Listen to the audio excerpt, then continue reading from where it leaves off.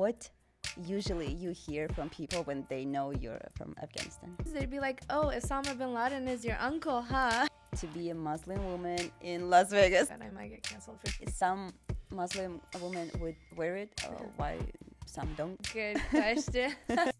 Today we have a guest from Afghanistan. Welcome, Madina. Hi.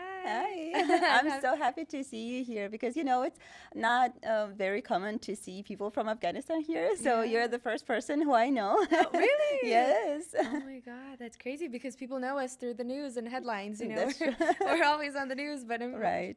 I feel like Vegas in general doesn't have that many Afghans, but if you go to like Virginia or California, you'll come across them a lot more. Especially Fremont, right? Yeah. I've heard it's like a little Kabul over there. I don't know if it's true. I mean, I haven't been too much, but maybe I'm sure it is. Bay Area, there's a lot. San Francisco, actually.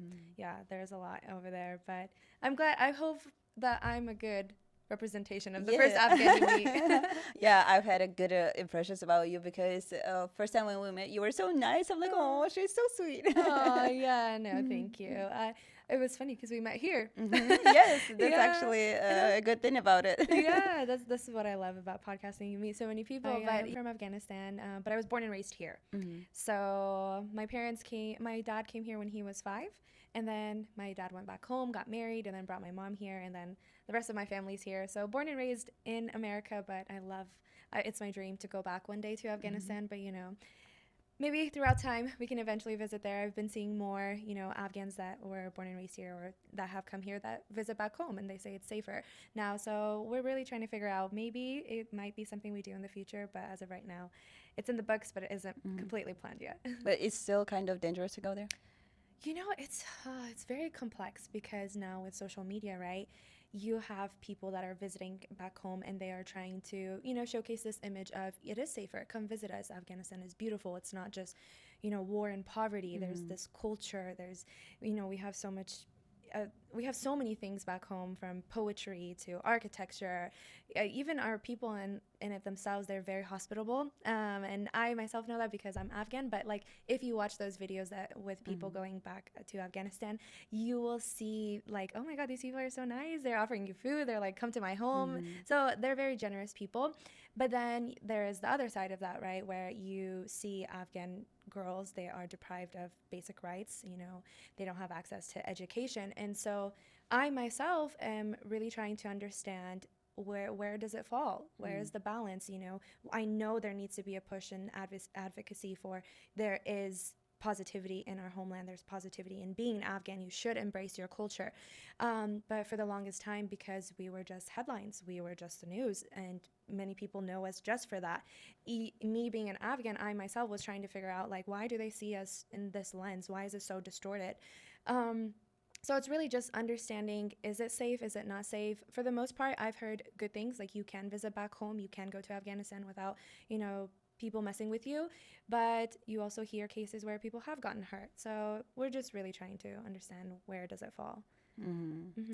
I've heard that it's dangerous because you never know if you will get into Taliban's or if it will be okay. So you never really know what might happen. Yeah. It's kind of scary and sad, actually, because I feel like before 1989, it was super nice. Everyone was free and having fun. Everything was good. But then everything changed. Yeah, I know. Well, Afghanistan has been through a lot of war, like even from the beginning of time. I feel like Afghans in general, we've built so much resilience because, if it was not America, it was Russia. We've had so much war, and I think as a nation, we've been just trying to rebuild. It falls apart, and then we're just rebuilding again. And so now this time it's just a new era, and we're trying to navigate through that. America was there for so long, and when they finally left, I think Afghanistan now is trying to rebuild itself. And so within the next 5 to 10 years, we'll see if they are actually going to do what they promised, or are they going to, tear themselves apart, maybe again. But we'll see with time. Yeah. But do you have family or friends back there? No. Fortunately, all of my family is here, like immediate family is here, or, they dispersed into other countries, like went to Turkey or something like that. But I have family friends that are there, but not immediate family. Yeah, what they say? what do they say? See, it goes back to that. Like my little sister, she has like a Quran teacher, and she basically teaches her how to like read Arabic. And I wanted to ask her because, like I said, you see everything on social media, so you're trying to understand, is it safe, is it not Yeah. safe?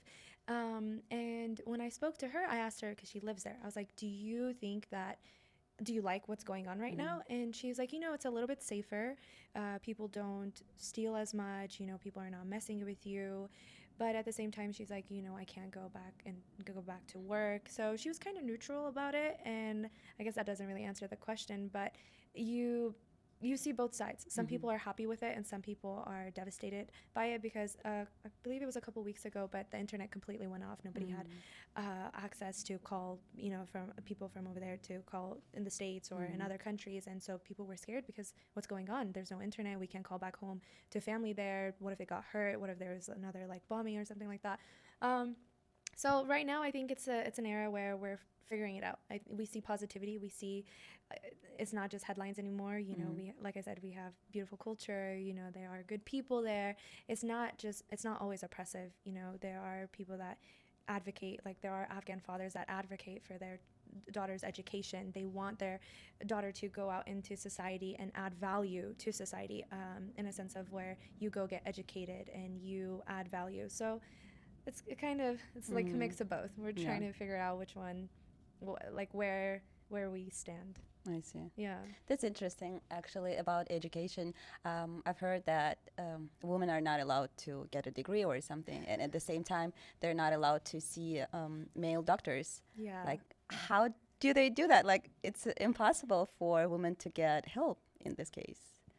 Yeah, it is very complex, and that's why, like I said, I feel like this is the first time in like the last 2 decades, right? Afghanistan was at war, and I feel like people were getting a little bit of freedom. Like we had journalists that were women, and they were going out and doing interviews. They were doing their job, and we had female doctors and male doctors, and it was operating as as a society in a sense. But at the same time, we had bombings that would happen all the time. So this is the first time where another country is not necessarily involved, or they're not there in Afghanistan. So they're we'll see where it goes. Like I said, within the next 5 to 10 years, are they going to change? There's this other thing that's really important within like Afghans. So within Afghans, respect is very, very important for your elders.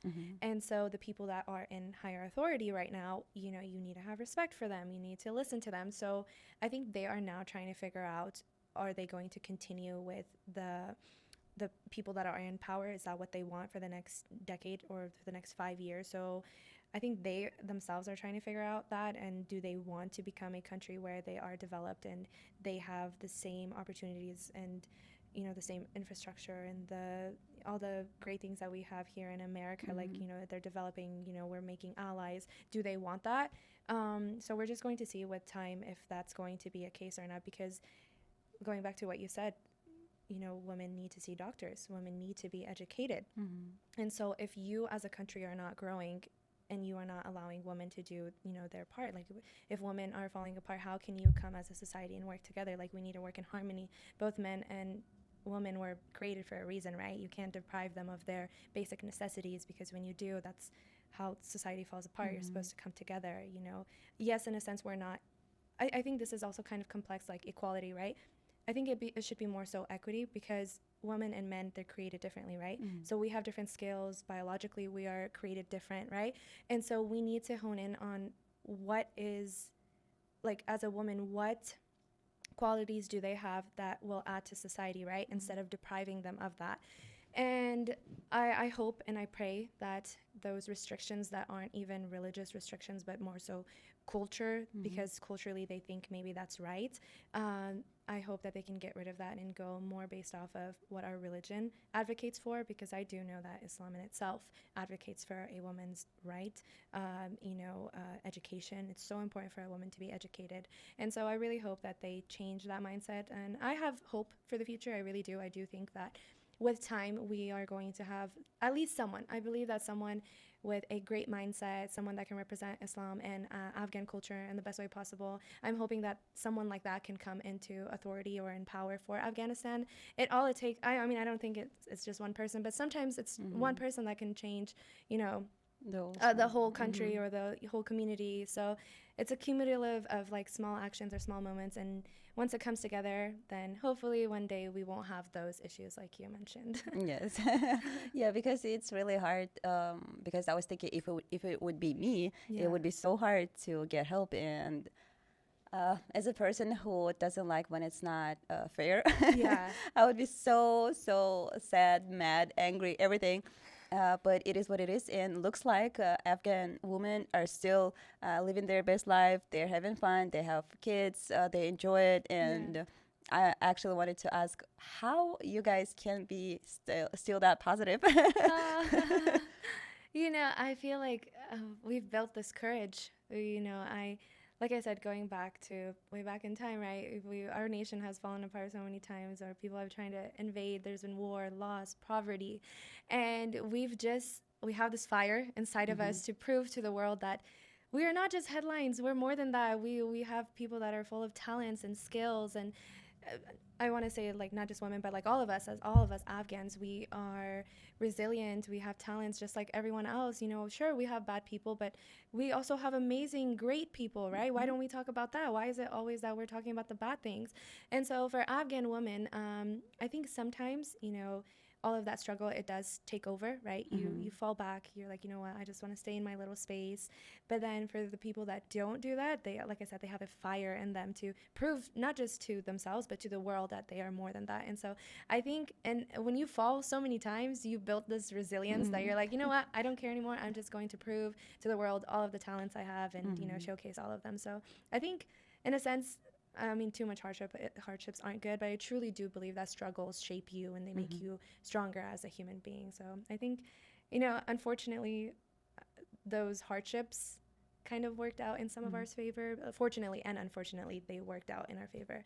I wish it wasn't that extreme. It can be very toxic, I guess, in a sense.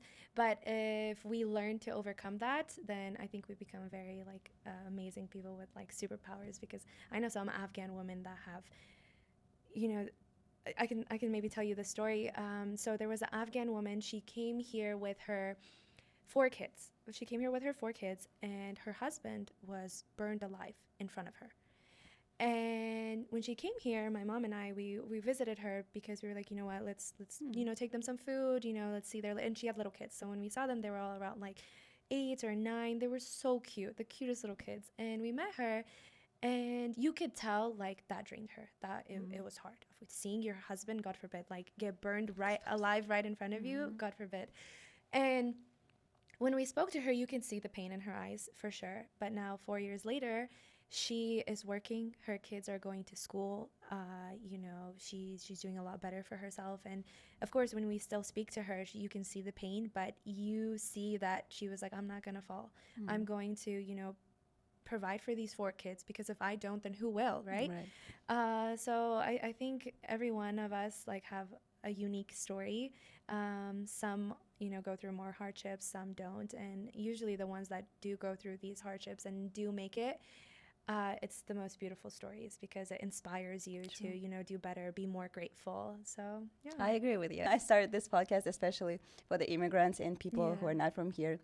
I want to show different cultures and that we all can be together, not fighting, and love each other and spread love, you know? Yeah, I love that. I love that. Sometimes I look at homes, like there's so many houses, and I look at it and I'm like, inside every one of these homes is a story. Right. I would love to know them. Like one is probably partying, one is probably crying, one is probably fighting. And so we get so caught up in our space and in our own worlds, we only think that our problems exist because we get so caught up.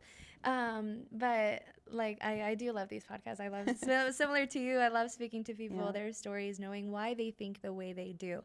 And I feel like it also it helps us grow too, because we understand people more. We're like, oh, now I see why you made this decision in this specific scenario. Because oftentimes we're like, I wouldn't do that, so why would you do that? But then when they explain themselves, you're like, oh, okay, I see now why you did what you did. Right. And especially when you work with different cultures, you're like, why it's so like so strange.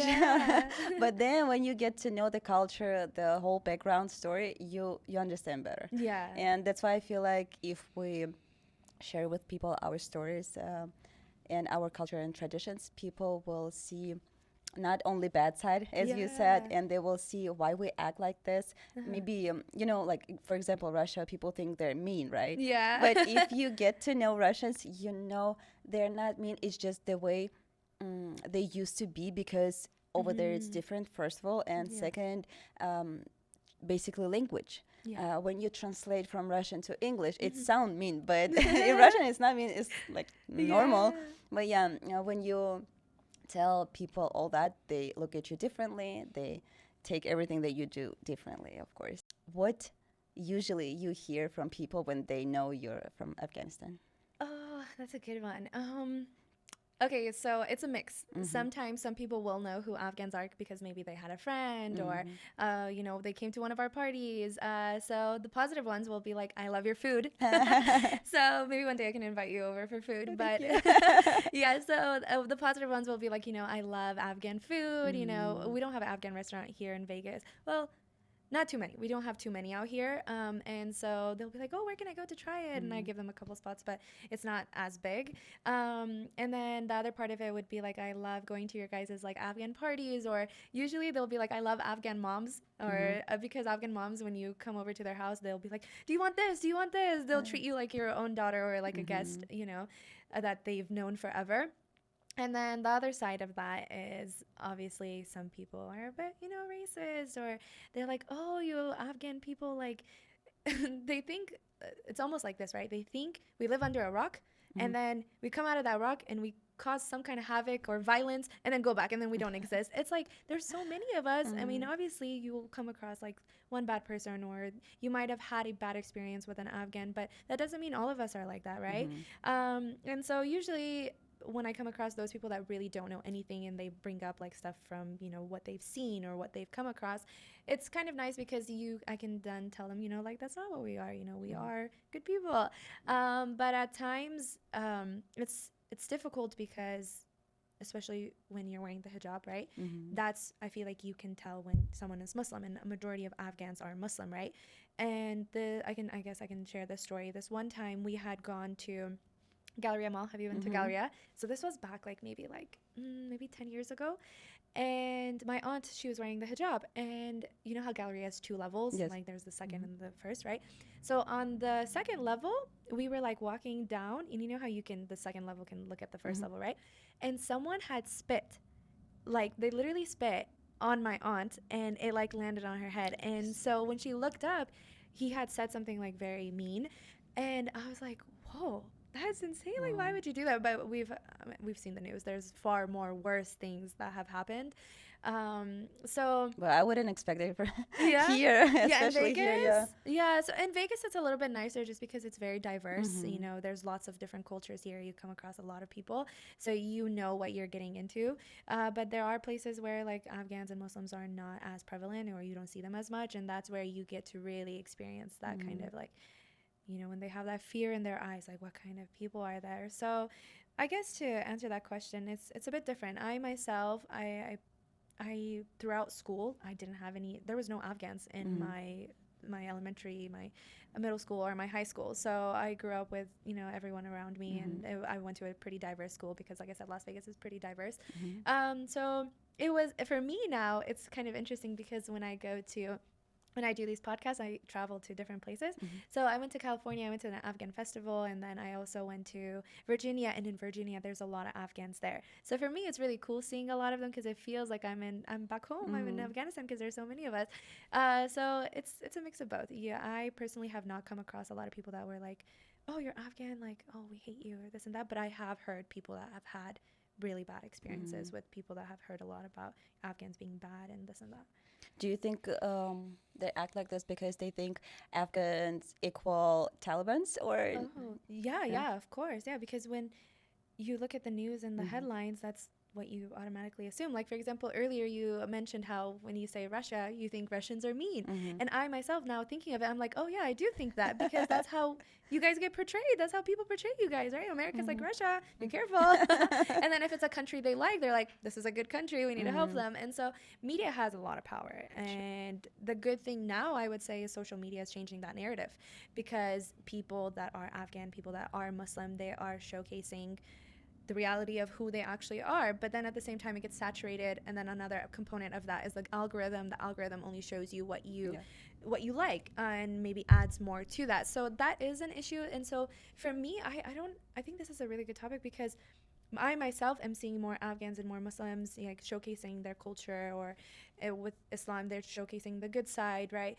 And showing the actuality of what Islam is. And so I don't know if other people that are on the other side of that spectrum are also receiving that. Because for me, when I'm receiving, I'm like, yay, like we're showcasing it to people, but are they actually Probably receiving not. that? Probably not, right? Or what happened today? Did you see the shooting that happened in Bondi Beach, Australia? No.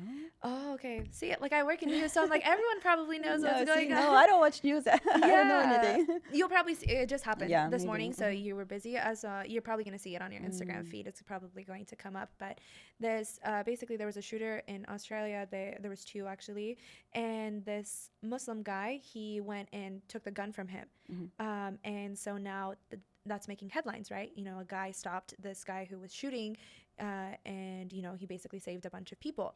But they are not using specifically Muslim, or not saying like he's from Iraq, or he's from, I'm not quite sure where he's from yet. It hasn't come out yet. But we know that he's Muslim. But they're not using that in headlines. And that's why it's so important, because a few days ago, when it was the Afghan that shot the nationals, that was in headlines everywhere. Afghan did this, Afghan did that. And it was, you know, so like in a sense, it was bad, because my boss came up to me and he was like, you know, I know what's going on right now. Like, people are saying a lot of bad things about Afghanistan. Like, are you okay? Do you need someone to speak to? And I was like, no, like, I'm good. I'm fine. This is not the first time. And so it's crazy to me that when someone does something good that is also from the same religion or from the culture, they don't like to push that agenda. But when it's, you know, adds to their agenda, they're like, oh, look what they did. This was bad. Yeah. But if it's good, they don't like to make it a big deal. So we were talking about the same thing a few episodes ago. I was saying, like, if someone does bad stuff, they always say nationality. Yeah. But if it's a good stuff, no one cares. And that's why they create that bad picture of nation. Yeah. And we have to deal with that. So the same in Russia. When they would put in news like Georgian, Armenian, Azerbaijani, or whatever other culture person did something, everyone would think all Caucasian people are bad. But when we do good stuff, no one cares, you know? So that's the problem. And I feel what you're saying. It's weird, though, because I work in, like, local news. And in local news, when we're writing stories, even, like, for, like, broadcasts and stuff, we don't do that. Like, very rarely will they mention, like, I specifically, like, my boss had told me, like, you know, don't mention that part of their nationality. Like, it's, of course it's important, but it's not important in this regard. Like, we do not need to make that distinction where people become more scared of that specific person, because, you know, stories are important, right? You know, watching videos, they take a big toll on how you think of the world, and your perspective changes. One video can change your whole perspective on a big topic. But yeah, unfortunately, this is the case. But fortunately, with social media, that narrative is slowly changing, and I hope the algorithm doesn't gain more control over that, but we'll see. And talking about Muslims, what do you feel like to be a Muslim woman in Las Vegas, actually? It's kind of in Las Vegas. I love that you mentioned Las Vegas. I would say it's both empowering, but then it's also comes with a lot of responsibility. Empowering because I was able to learn about my religion on my own. You know, when I was younger, when I went to school, like even elementary school, these are elementary kids, right? They're between the ages of 5 to like 10 to 12, right? They would make jokes. They'd be like, oh, Osama bin Laden is your uncle, huh? Are you serious? Yeah, they would make jokes like that. And it's crazy because these are kids. But why do they know Osama bin Laden? Because it's in the news. Their parents talk about it, right? And so I would go to school and they would say stuff like that to me. And I'd be like, haha. Like, I would take it as a joke, but I wouldn't fight as much. But I know some other kids that took a huge toll on their hearts. My friends, you know, they would get scared. They wouldn't want to go back to school because they felt like they were bullied and people didn't accept them. And so in my case, I would just like throw something back at them, you know, I would say something mean to them, but I would go back home and I'd be like, well, why are they saying that? Why do they think Osama bin Laden is my uncle? He's not. Mm-hmm. And I knew what he did was bad, right? And so I would go home and I would see my mom praying and I would see what Islam truly is, right? It's a beautiful religion. Like sometimes I wish I could scream it on top of Mm-hmm. a rooftop, like it's a beautiful religion, but the social media has made it out into something it's not. And so, but when you're younger, you don't really understand your religion, right? You're like, okay, I see my mom praying, I see my dad going to the mosque, but what is it really? And when you have this side of like the other side, whereas, you know, people that don't know much about Islam and they think it's bad, you're like, okay, maybe what if it is? What if it Mm-hmm. is bad, right? And so now you have this curiosity in you. You want to understand what is it truly. So then as I got older, the more I wanted to be educated about it or learn more about my religion. And obviously, religion in itself is complex but simple, but every day you learn more because there's just you're always learning about it. It's a lot, but in the most beautiful way. And for me specifically, the older I've gotten, the more I've fallen in love with it because you see the, like I said, the headlines, but you understand what your religion truly is, and Mm-hmm. you know you learn to distinguish between culture and religion, but that's within your community in itself because there are Muslims here that will push certain things and say religion tells you to do this when in reality that's just culture. Mm-hmm. So I think one aspect of it is understanding what Islam is within your culture and then what it is to the world. And so being educated about it is very important. And so going back to what I originally said, empowering because I was able to fall in love with it throughout my own journey and it wasn't forced upon me. And I think sometimes it can be forced upon people in certain countries, and I don't think that's the way religion should be. You should fall in love with it on your own, and it's a journey. Everyone goes one step at a time, and so that's what it was for me. But also another point to that is responsibility because, you know, like I said, that's like a stepping stone. You're learning every day. You're learning something new about it, and then for me specifically, I want to make sure that I'm a good representation. And judgment comes on both sides. You know, it comes within your own Muslim community, but it also comes from your American community. Mm-hmm. So you have both sides, and it's just really figuring out where do I fall. And this is my own journey, and I want to follow it in the best way possible. So yeah, it comes with both empowerment and responsibility. Mm-hmm. Did you ever had this, how you say, did you ever think, oh, should I go there or no? Because I want to go there to see my friends, for example, but Yeah. at the same time, you think it's not good Yeah. because you're a Muslim. Uh, Did you have that? like parties, you Parties, maybe, yeah. mean? Or even like relationships, maybe. I don't know if Yeah. something like that. Oh, okay. So I think we could put religion a little bit like right here for a minute because Mm-hmm. Afghan moms and dads, they can be strict. Uh-huh. Yeah, so parties for me was not a thing. Like it was not happening. My parents were very strict growing up. They wouldn't let me go to parties. They wouldn't even let me have sleepovers. Mm-hmm. If I wanted to go out with my friends, they would not let me go. If they really wanted to, you know, make adjustments, they would come and take me and take all my friends. So in a sense, it was good because when I wanted to go and they felt bad, they would pay for my friends. They would really take care of us. Mm-hmm. They did make that effort. But as I started growing up, you know, you're a kid, you want to go to like your sixth grade like friend's house because Mm-hmm. you know she's having a pool party, right? And they just wouldn't let me, and so eventually you go through so much back and forth with them that you give up. I personally gave You gave up? I gave up, but I'm also the eldest Mm-hmm. and I have three little sisters, but they're more lenient with them. And so with my little sister, you know, sometimes she's able, like, I didn't go to my homecoming, like my the eighth grade dance. I couldn't, like, they had power over me. Mm-hmm. But my little sister, she was able to go. So I don't know if they've gotten older or they're just like, you know, this one turned out okay. This one will turn out fine too. And hopefully, Mm-hmm. inshallah, they will. But, I myself am not a big party girl Mm-hmm. either. I think I grew up pretty quickly. When you're the eldest, you feel this Mm-hmm. responsibility. But for those that I guess resist within, like, there are the Afghan parents that are super strict. Mm-hmm. And I think this is important to speak about too. if they're super super strict, then the child can then resist, and they'll go and do things secretly. They'll go behind your back. I myself didn't, just because I'm a scaredy cat. I was so scared of my parents. And then as I got older, I fell in love with like Islam and my religion. And so I to go back to your first part, the reason why I didn't gravitate towards it is because, like, for example, when you go to a party, there's alcohol, there's drinking, right? And working in news, the amount of DUI crashes we have is insane. And so when I was younger, I wasn't allowed to go because my parents wouldn't let me.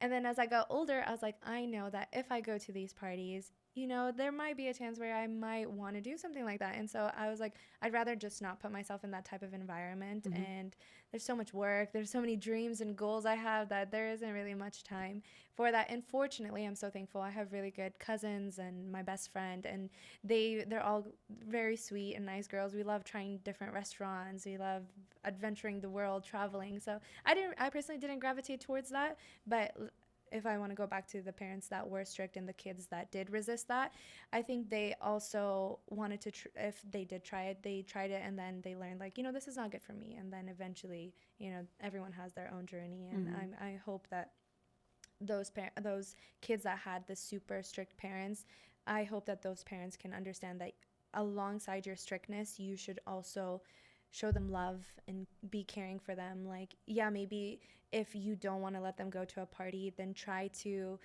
fix it in a different way. And that's what my parents did, right? Like, if they didn't let me go to a party, they then took out me and my friends out and paid for them and made sure I had a good time. So they were able to balance it. But then the parents that are super strict, because I've seen this with some family friends where they're super strict and the child is like, I don't even love my parents. They didn't care about me. And obviously, I'm not obviously, but I'm sure those parents were acting out of love. They wanted to protect their kids, but it didn't translate well with the child. So I think there needs to be a balance. If you're going to be strict with them, make sure you compensate, I guess, in a sense, in a different way, like be caring for them, love them, take them on vacation. So yeah. Yeah, I understand because same thing with my parents because as a Georgian, like my mom is Armenian, my dad is Georgian. Okay. So our culture is strict too, Yeah. especially when I was growing up, they were trying to save it. Yeah. Because they were thinking if I would grow up in Russia, I would become Russian. Not Russian, but I will lose my culture and all that.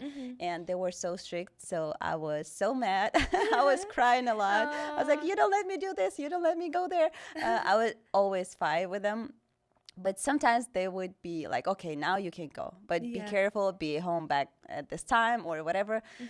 Conditions were, but sometimes they would say no, you're not allowed, and it was a mix, how you said. Did you like it? Did you like them being strict, or like now that you're older, do you appreciate it, or you're like, no, they shouldn't have been that way? Personally, I don't appreciate it Okay. because I knew myself I'm not gonna do anything bad. Okay. I knew if I go somewhere, I have self-control. I'm not drinking. I'm not doing anything bad. I'm not hanging out with boys. Like, I don't do any stuff. And I was trying to explain it to them so they can trust me.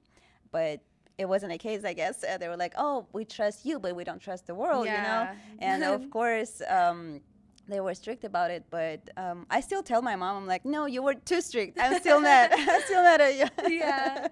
But at the same time, I can't say that they were bad because I know why they did it. And I think it's a good thing, but maybe a little bit less strict would be better. Would they get the balance? Like, would they compensate in different ways or no? Sometimes, yeah, sometimes. Yeah. If it was something really important for me, they would let me do it. Yeah. But not like often. You know, I had a lot of Russian friends. Yeah. All my girlfriends were Russian. And when they were allowed to do stuff and I wasn't, I was like, why? You know, it's okay. That's why I ask you, like, how do you feel about it? And I know Muslim people are more strict than our culture, and I feel like Vegas is so provocative here. Like, you can see different stuff that not allowed in Muslim cultures. That's the thing too, yeah. When I tell people I'm from Las Vegas, like if I'm speaking to another Afghan, they're like, oh, Las Vegas. And they automatically assume, you know, every bad thing that happens in Las Vegas. But literally, when you live in Las Vegas, you don't go to the Strip. Right. You don't go in those areas, so you're not even there. I myself only go to the Strip when family's in town and we're showing them the casinos and everything like that. And I feel like that's the case for a lot of people in a lot of like states because, for example, people that live in California, they might not go to the beach as often. They might go like once or twice a year just because it's there and you get busy with life. But for me personally, I love Las Vegas just because I don't know. I feel like it's interesting because I wasn't surrounded by so many Afghans. I wasn't allowed to go out. It kind of stopped me from doing crazy things because my cousins were, if we had family parties, we were always together. But maybe if I had a lot of Afghan friends at school, then I would really push towards like, let me go out with them, let me go, have fun. And because I didn't have that opportunity, I think it was a different situation. But Vegas is bad, yeah, if you are someone that doesn't have self-control and you do love partying, then I would definitely say don't be in Vegas. But if you're someone that is ambitious, I think there's lots of opportunities here in lots of different fields. So yeah, I promise, Vegas people, we're not crazy. Yeah, so we don't do any bad stuff, even if we live here. Yeah. Right? About Afghan people in Afghanistan, what do they think about Afghans here in America? Do they judge it? This is a good question. Okay, so let me go based off of my experiences, right? So my uncle got married to I think 4 of my uncles got married to girls in Afghanistan. So they went back home, got married, and came back here, right? So I want to first speak about like our perception of what we think of Afghans in Afghanistan, right? Like the ones that grew up here. Because especially if you don't have much family there or you don't know much about them, you obviously see what's going on in social media. So you know that's not true. But then you also, a part of you, oh, this is going to be funny. Oh my God, I might get canceled for this. When I was younger, like when I was 5 or 6, you know how there's black and white movies? I used to think Afghanistan was black and white. Obviously, that's not the case, but because they would portray it as so bad. I myself, as a little Afghan girl, was like, is it like that? But obviously, it's not. And so when my uncles got married to girls from over there and brought them here, I was like, oh my God, these, even though some of them were deprived of their education, they themselves are so smart, they're so resilient, they're hardworking, they're the most beautiful people, and they bring this culture with themselves, so you learn more about your culture, right?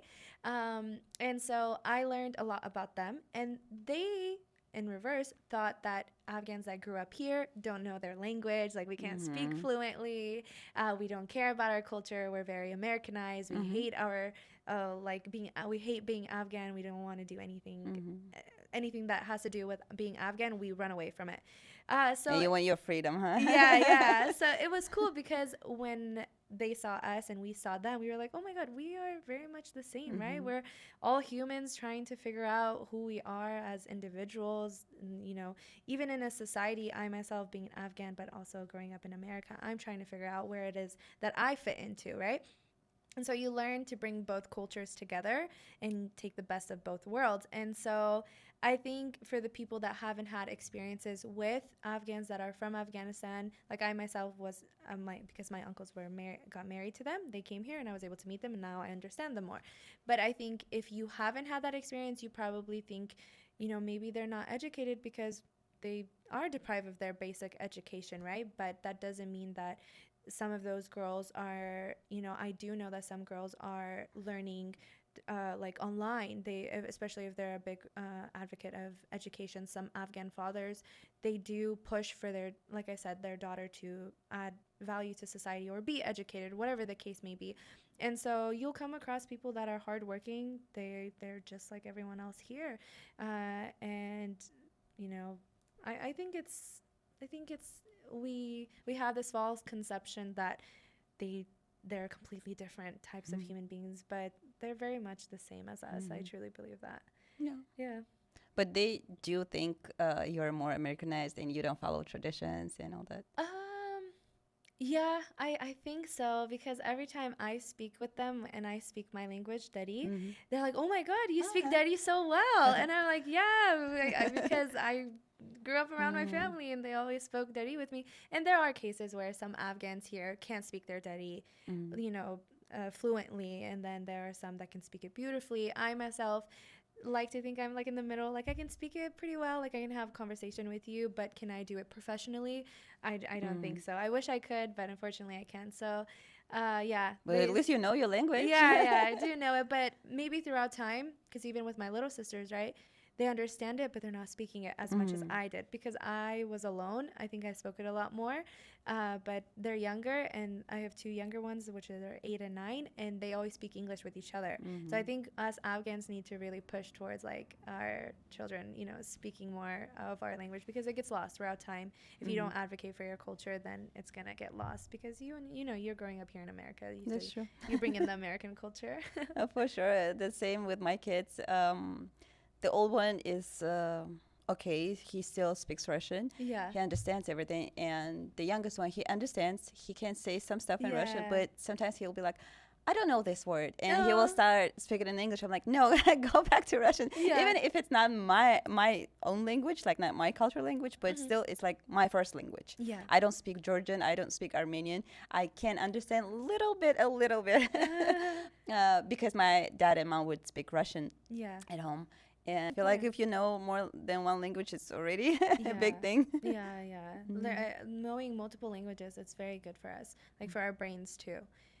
So I like that you're pushing for that. I'm trying, but it's hard because they always speak English here at school, you know, with each other, and that's why they lose it so fast. And yeah, unfortunately, it happens. Yeah, in other countries, they push for that. Like, I know, and like, for example, some people might be able to speak Spanish and then a bunch of other languages with it as well because in their country maybe they pushed for that. They're like learn more than one language. But in America we're just like just learn English.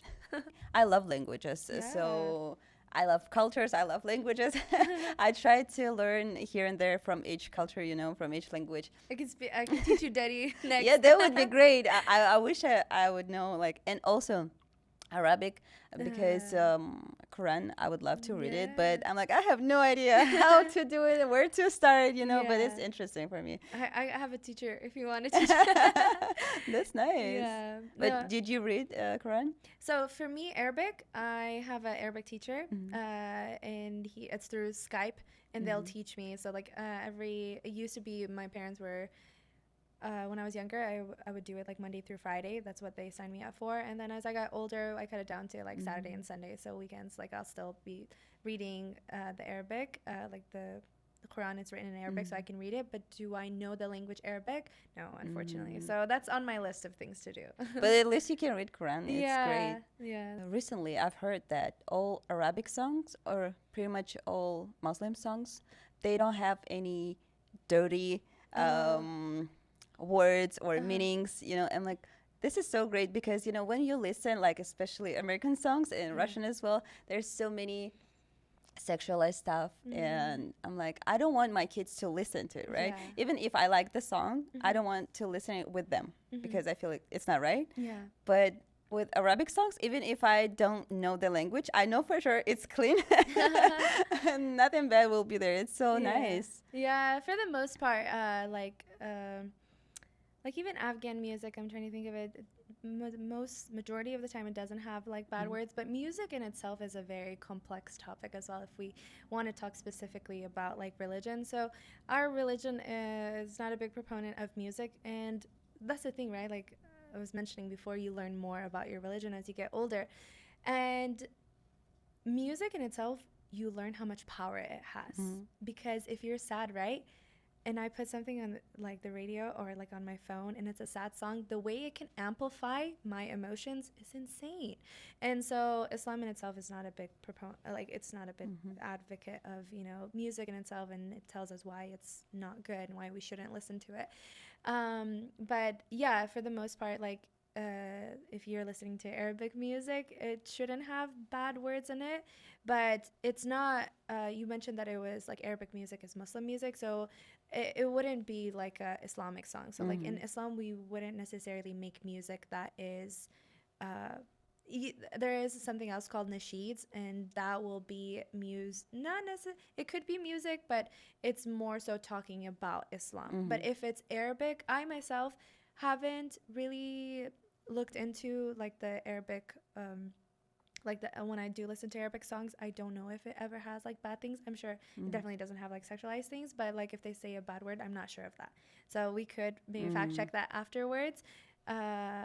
Maybe new generation they started Yeah, to do it. I I don't know. don't know. I don't know. I really don't know. But I will definitely check into that and I'll get back to That's you for interesting. sure. But if we're talking specifically Islamic stuff, that would be nasheeds, and that falls more under like it's talking about the The religion religion. itself.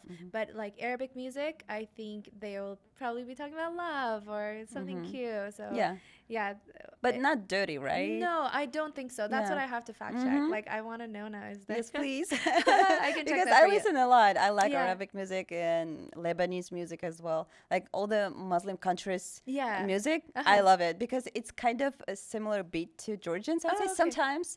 And I find it more Yeah. like I feel like it's mine too. It is. It is. We're all, we're all family. I But love yeah, that. no, that's interesting. I do think for the most part, our music is very clean. Because I myself, Afghan music, Iranian music, Indian music, all of those songs, it's always something cute. But music is very important. Like I think it's important to see how much we listen to it because it can really dictate our moods at times. True. So yeah. Yeah, that's interesting. And what actually Islam says about music, like why you shouldn't listen to music. Oh, okay. So I don't want to speak from like obviously I'm not a scholar or anything like that, but I've researched quite a little bit into this because I myself listen to music. It happens here and there. And so some scholars will say no music, like it is not permissible just because there's this whole story and these people were listening to music and they ended up doing bad things. And so that is written somewhere, and that's why they're big advocates of like don't listen to music because they mentioned it here and we know what music can do and how it's harmful. That's where some scholars will argue like it's not permissible, but then there are other scholars that will say moderate, like listen to it moderately because nowadays when you go to the gym, when you're putting on your makeup, throughout the whole day there has to be some kind of background noise, and especially if it is that toxic kind of music where they're talking about things that takes a toll on your mental health, and it's not good to be listening to that kind of stuff, right?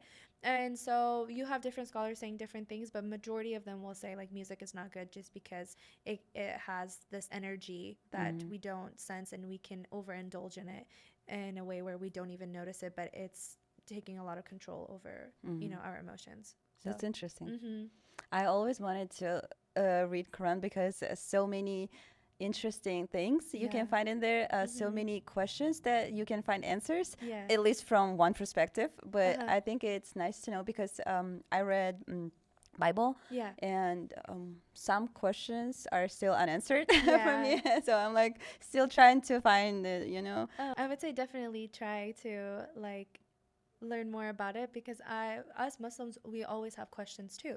And a lot of people usually think with Islam it asks you to not question, just believe, but that's not the case. Whenever we have a question, we research, we try to educate ourselves, and every time I myself have had a question, the more I've researched, the more my question has gotten answered. It's never been a time where I'm like, oh, this yeah, maybe initially it might have been like, oh, this doesn't make sense to me, but the way that the Quran is written, everything comes for a reason. It's written with purpose. And the more I learned about it, I'm like, even something small that we don't like, it might not be a big deal to us, or we're like, oh, we don't understand it. The more you look into it, you're like, wow, this was so simple, but God wrote it in there for a reason. Like specifically music, right? Like music, you wouldn't think much of it, right? But why does the religion of Islam talk about music? Because it, like, God knows the power that music has, and so everything in there has a reason. Or for example, we pray 5 times a day, right? And it's interesting because it then comes out like through science or social media or something where they're like, oh, you should take 5 minutes out of the day to like maybe meditate, and that's literally basically like what praying 5 times a day, you're taking that roughly on average it takes about like 10 minutes if you go and pray and 5 times a day. Like that's 10 minutes, so that's what, 15 minutes a day. But that 10 minutes in itself is so beneficial. Like I myself, I love praying. You follow all that? Yeah, I do pray. I do. It's my favorite thing. Praying is so beautiful. But what you're seeing now is like science says meditate 10 minutes every like 3 hours or something like that. And our religion already has that for us. And so I would definitely say you should research into it. It's a beautiful religion. You know, they, like I said, they try to portray us in a bad way. Like you probably seen it in headlines, you know, Islam, this Muslim person did this. So you automatically assume maybe the religion of Islam is, it's advocating towards bad things. But in reality, it's not. It's a very peaceful religion and simple things that you're like, why would God put that in there? But then you understand how it's for your benefit. So yeah, I would say definitely look into it when you want to. And also, I think people don't know that in Islam it's like two main, how you say? Oh, sects. Yeah. Yeah, like the Shia and Sunni. I myself don't categorize myself. I just say that I'm Muslim. I believe in the Quran, and that's it. I know this can be very complex and controversial. So, you know, some people are strong opponents of I'm Shia, or I'm strong opponent of, or I'm, you know, Sunni, and they try to divide between one another. But I just like to say that I'm Muslim and I believe in the Quran, and that's it. I remember when I was back in Russia and we had terrorism attacks sometimes, and after that, all the covered women would walk into the like bus or something like that, like public places, and I would be so scared. I'm like, what if they will? Because the way they put it in news, that someone has something under their hijab or something, and you think like you don't see it, so you don't know what they might have, you know, under it, and that's why you think you need to be careful. And I remember there were so many cases. Unfortunately, when Muslim women would be pushed out or got hurt because of that.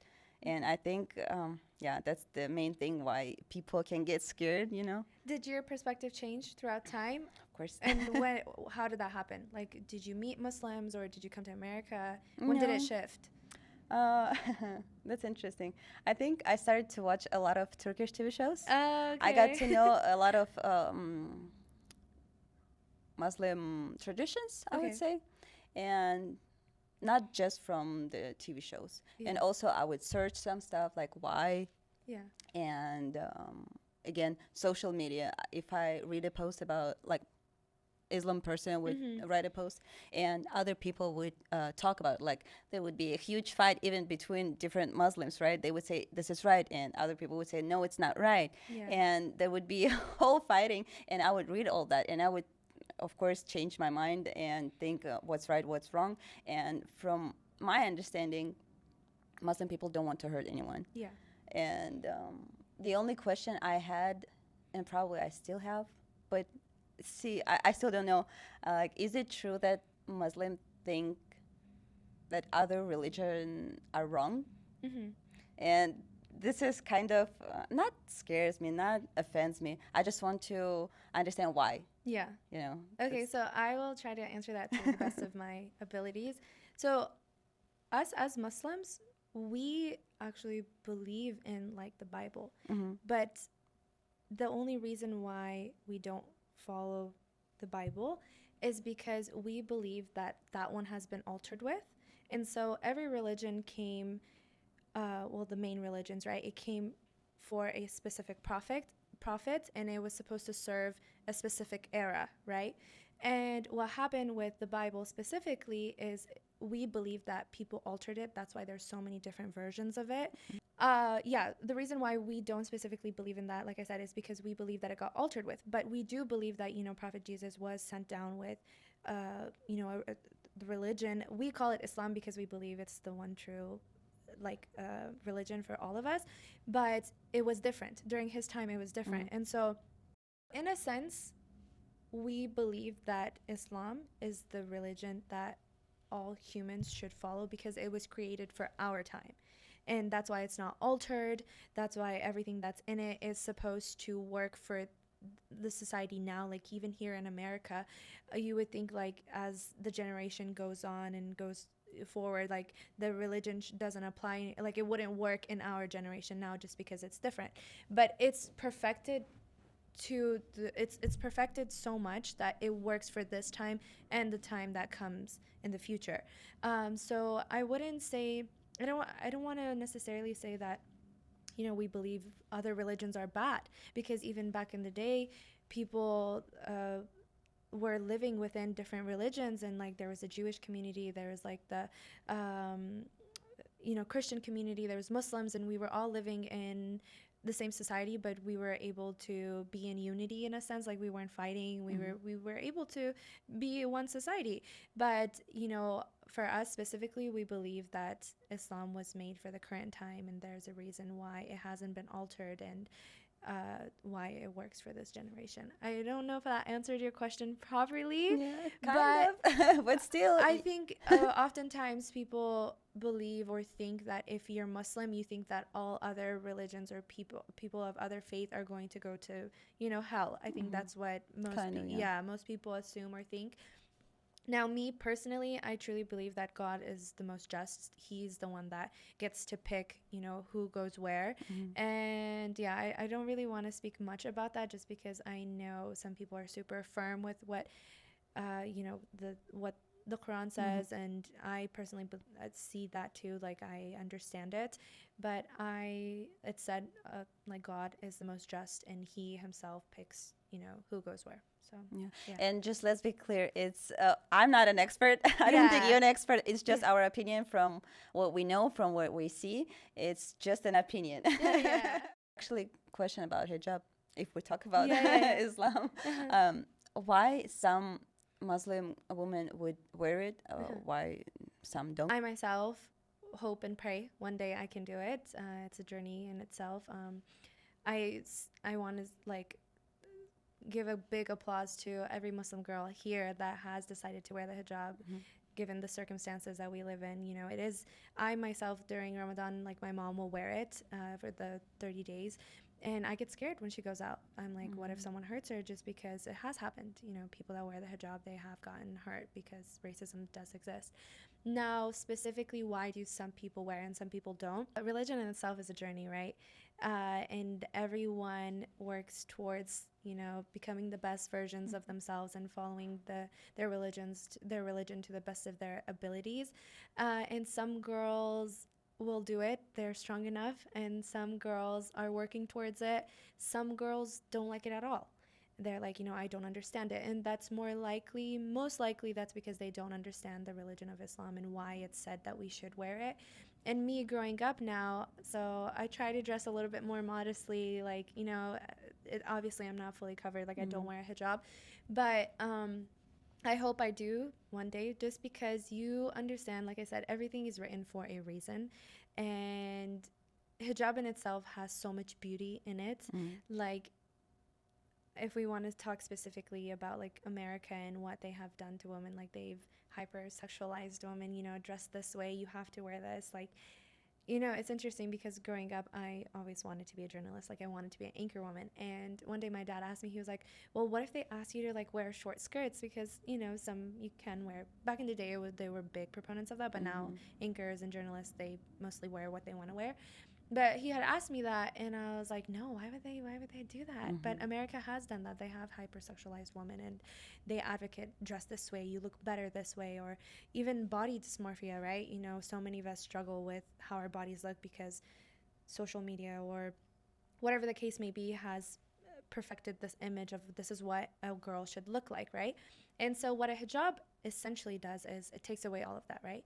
You are looking at a woman purely for her, you know, what does she offer to the world, like her skills. You're taking all of those things away, and you're just looking the personality. At, you're just looking at her personality and her skills and what she can offer to the world, rather than, oh, she's beautiful. Like pretty privilege, right? That's definitely a thing. Like if you're pretty, you can get things for free. You can get sometimes a job. I mean, obviously, if you don't have the skill, they're going to take you out eventually. You can't just be pretty, but pretty privilege does add to that. But not to say like hijab, you can wear the hijab and be so beautiful, and that's we're all beautiful, right? God creates us, and how could we ever deny that his creation is not beautiful, right? Um, and so there's a reason behind it, and it's a beautiful reason, and it's more so to focus on the woman and not objectify her. And so that's one of the reasons, but there are so many more. Yeah.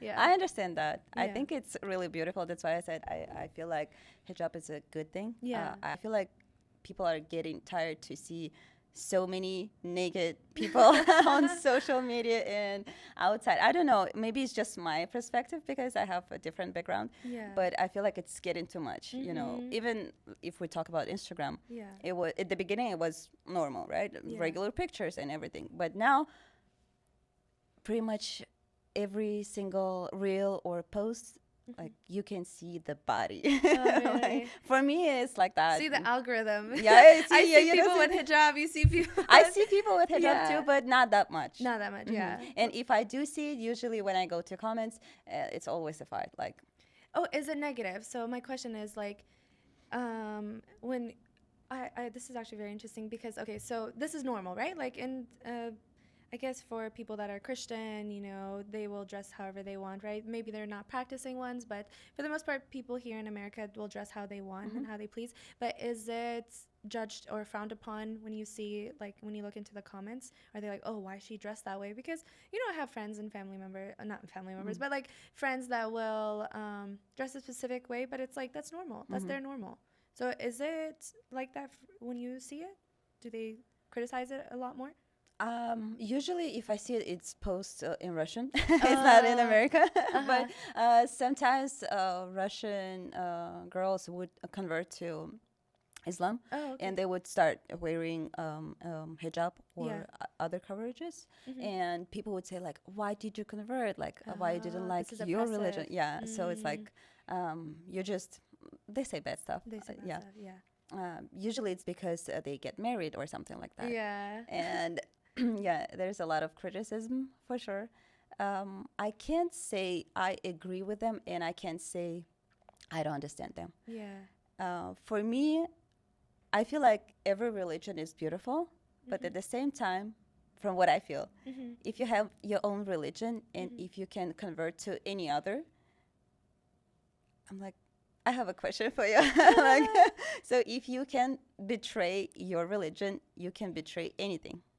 This is how I see it. Oh, It's not that's like very I'm interesting. against the Yeah. Islam or any other religion. It's just I feel like it's you. If you were born and raised in specific religion, and it's not like you don't practice it at all. Yeah. But if you were practicing, your family, all your family members are the same. Yeah. You have all traditions, all the holidays, and everything, and then you can just simply convert to another religion. I'm like, I have That's like questions. betrayal. That's a very interesting take. Okay, so I have a question for you. Yes.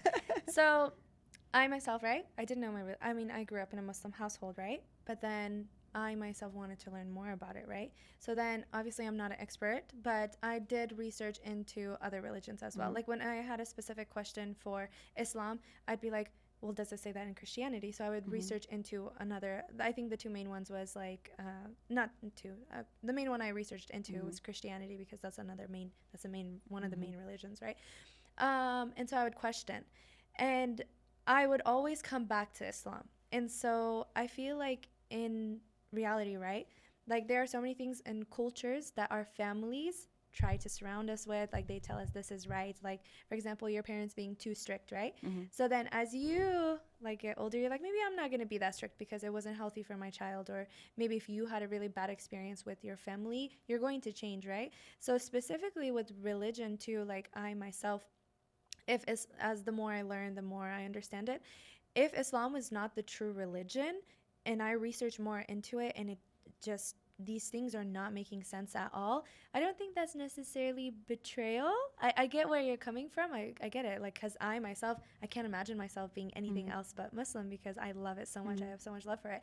But I think that if I were to learn that this religion logically, spiritually, or emotionally, whatever the case may be, makes more sense, I think you start learning more about it and you start comparing the two, and that's when you convert or revert to another religion. But if someone is doing it because they got married, I don't think that's necessarily they became Muslim, for I don't want to say it's the wrong reasons, because great, yay, we have another one. But I think you're supposed to fall in love with the religion in itself. And so those people that actually research into it, I think they're very well educated. And I don't think you can just leave a religion, because when you do become part of another faith, that's such a big part of your identity, right? Some people just do it because they fall in love, and they want to do anything just to be with that person. And let's say man says like, oh, I cannot be like your husband, I cannot get married if you're not Muslim. Yeah. They're like, I become a Muslim,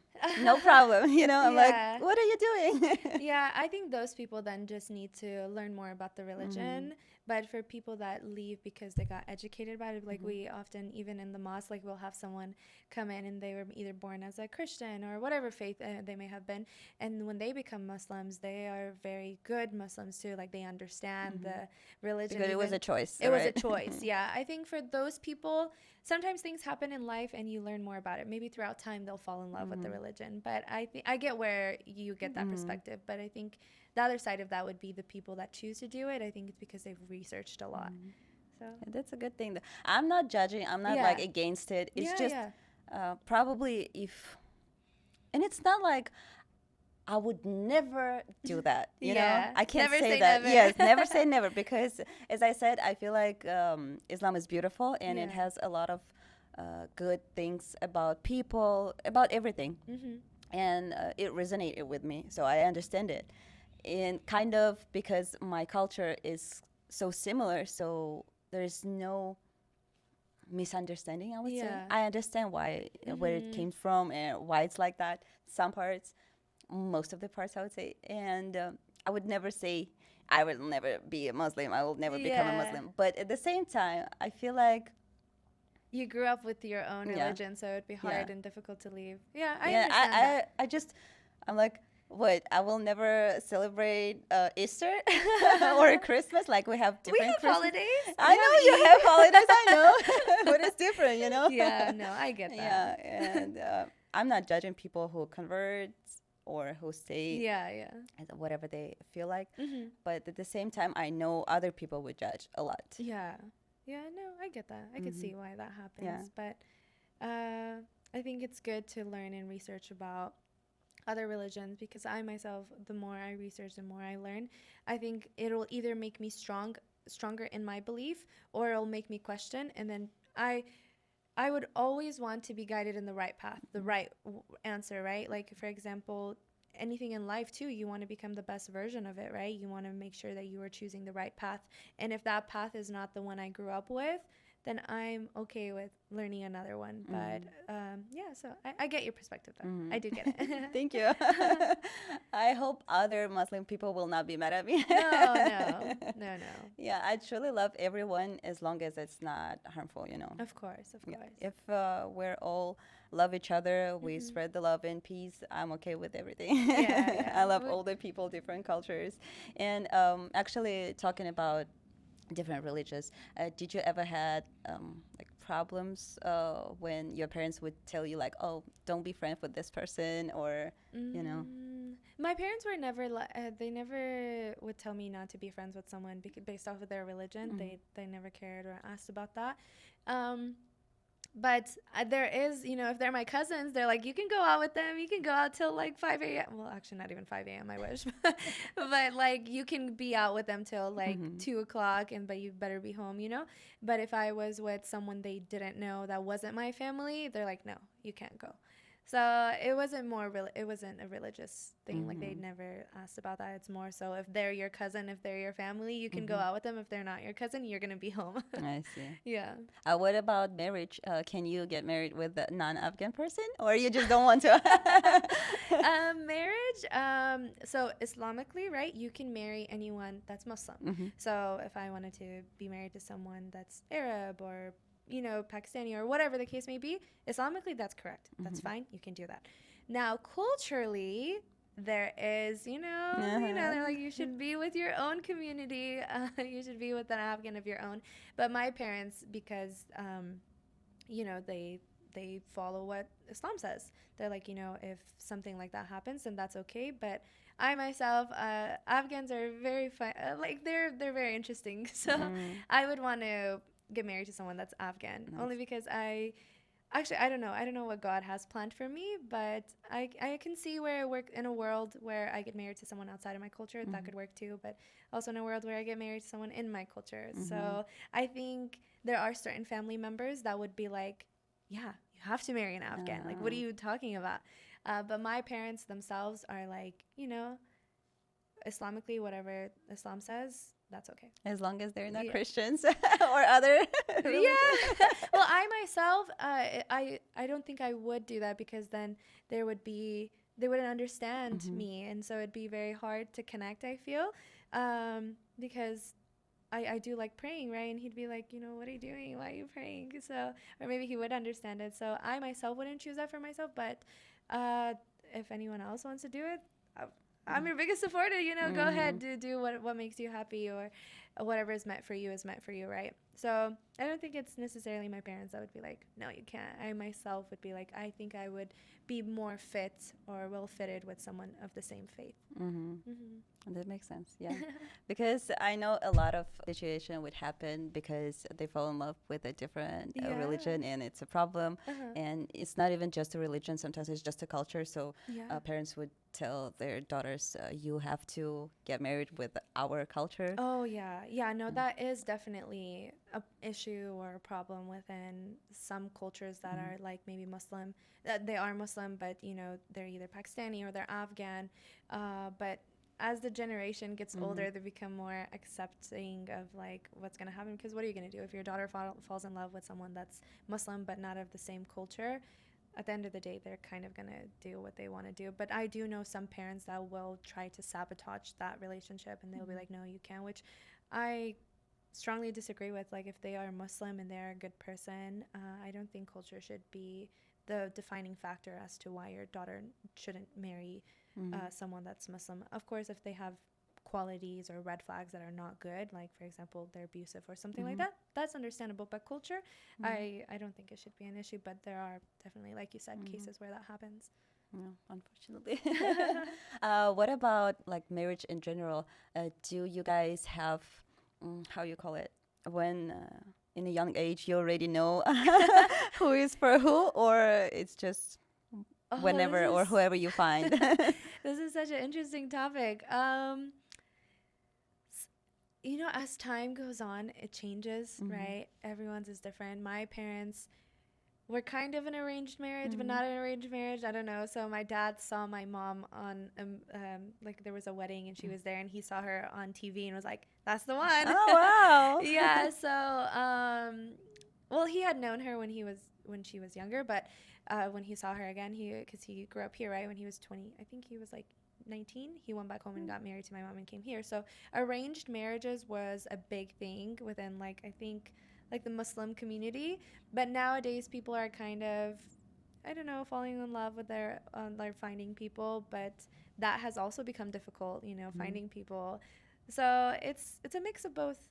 Some cultures will have arranged marriages, and some cultures, like some families will be like, if you fall in love with someone, if they're a good Muslim, if they're a good person, then get the families involved. I will say this, I do believe it's the families that are a little bit more strict, it's quick.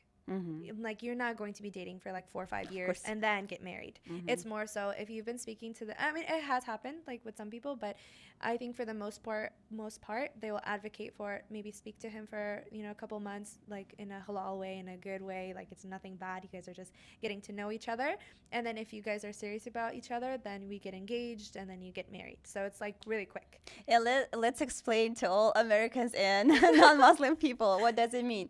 So if you meet someone and you're just on a talking stage, right? Yeah. You don't go to any other stage as long as you're not married, right? I mean, I would hope so. Yeah, that's what we push for. That's what we, but I can say it has happened where people in the talking stage have spoken to other people. I think that has happened. But yeah, Islamically, that is not what that is what you're supposed to do. Like, even more so, if you talk to this person, you're not supposed to talk to them for more than, you know, 1 or 2 times, and even then you're supposed to involve parents, because they believe in, okay, do the values align? How many kids does she want? Does she want to work? Does she want to get educated? Does she want a career? Right? You talk about the things that are important. Okay, so once you see all of these things align, they're like, okay, let's get families. Well, families are already involved before that, but once they see these things align, they're like, okay, let's get engaged, and this is where you fall in love. Whereas, like, in the American culture, it's like, let's fall in love, and then we'll talk about the important stuff. Yeah, or we'll never talk about it. Yeah, that could happen too. So ideally, and for the most cases, like from what I've seen with family, it's been arranged marriages where you're like, okay, I think these two people would be fit, or they'd be good. And then those two people maybe talk about their core values and whatever the case may be. And then they get engaged, and that's when they fall in love. But then nowadays it's a little bit difficult because some people don't want the arranged marriage. They want it more like the love, you know, fall in love, you know, stuff like that. And even then, I do hope and wish that everyone does it in a way where they talk about values first and then fall in love. Because I feel like it's set up that way for a reason. I have a question for you. Of course. Do you have a message for your Afghan people here or over there? Doesn't matter. Do I have a message for them?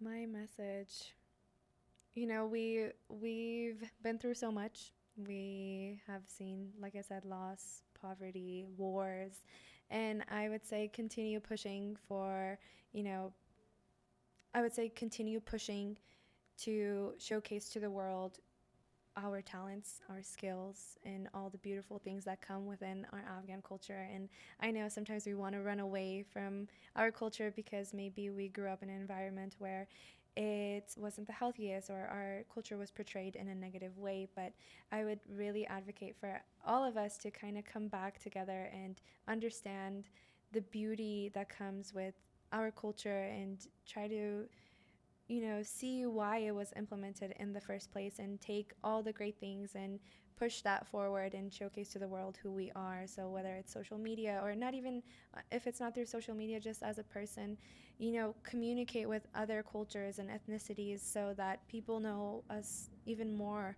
and we're not just headlines, we're more than that. And yeah, I think be strong, do what you guys are, what we've been doing. And yeah, I really hope that more of us can speak up and showcase to the world who we are. That would be great. And actually, I want all Afghan people and non-Afghan people to comment this video and share it to your loved ones so we can spread the love and peace, as I said earlier. And thank you so much for watching. And thank you, Madina, for coming. It was a nice conversation, but not enough time, though. I had so much fun. Thank you. I feel like I learned so much about you as well. And I didn't really, like, one thing that stuck with me is when you told me the story about how when you were on the bus and then the girls would wear hijab and you would get scared that they might have something under them, right? Because you don't know what people think of you, right? Like, of course you see it in headlines and whatever, but as an individual, myself am trying to showcase to the world who I am, but on a daily basis, I'm not speaking to people every day asking them, what did you think of us as Muslims? So it's nice hearing that, and it kind of reminds us to go in again, and the importance of showcasing to the world what Islam really is, because that's not who we are. So it was nice hearing your perspective, and thank you're so you for sweet. coming. You too. I'm glad to see you here. Thank you for coming. Thank you.